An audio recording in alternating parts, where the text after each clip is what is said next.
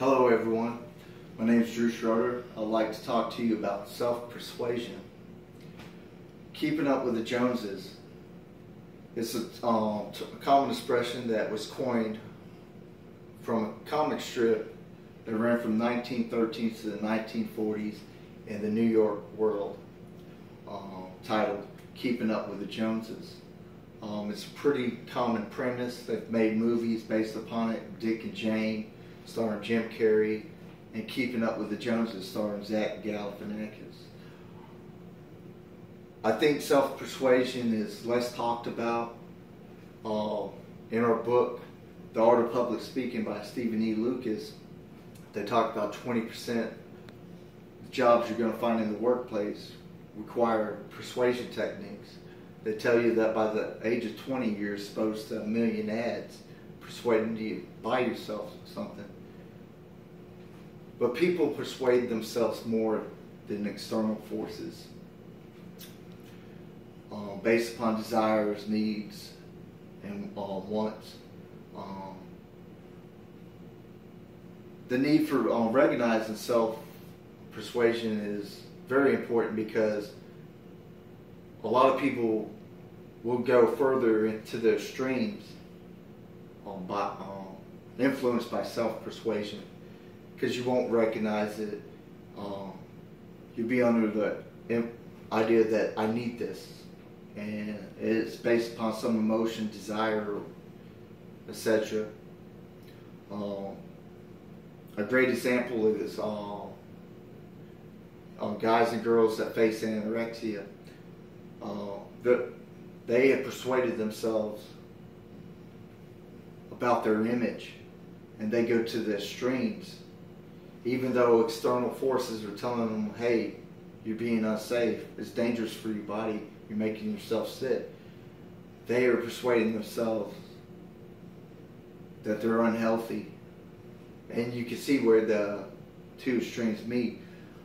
Self-persuasion affects you so much more in your life than anything else. That was an extreme circumstance.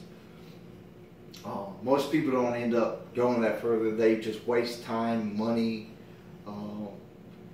in their life because of self-persuasion.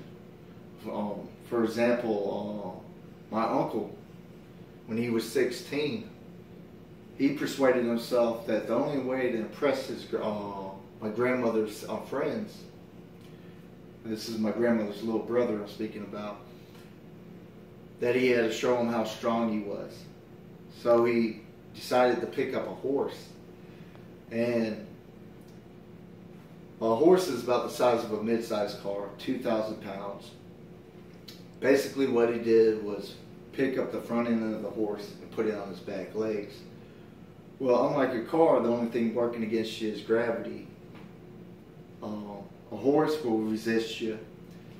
Well, he ended up putting this horse on his back legs, and he put himself in traction for a year.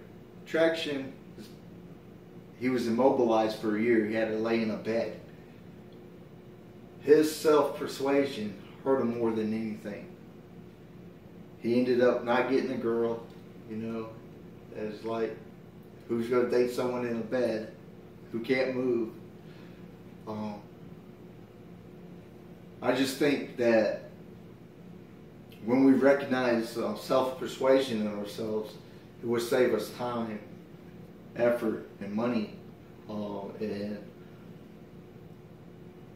just personal things that, like, you don't realize you're giving up, chasing this desire that's not real. Because it's a perception in your mind. When you have to recognize this perception is not real, because you're persuading yourself. You can do so much to alter what you think when you're caught up in self-persuasion. So when you stop to think about why you're doing stuff, you have to question, is this something driven by a desire that I want that's not realistic? You you imagine you see everybody's seen some guy or girl who's been helplessly in love with somebody and has acted a fool. You know, it's a common thing in a lot of movies. You'll see it. If you've seen it, you know, I think it's a pretty common theme in for the director who made like 16 Candles and stuff, where you have the little friend on the side who's helplessly in love with the girl, but he never gets her. Those are the things most people find themselves in, and like they waste time chasing something that they've imagined. So when you come to realize and look at your decisions and wonder if they're based upon desires or real things, you could save yourself trouble and time and effort. And that's all I want you to do, is stop and say, hey, is this a realistic thing or something I made up for myself?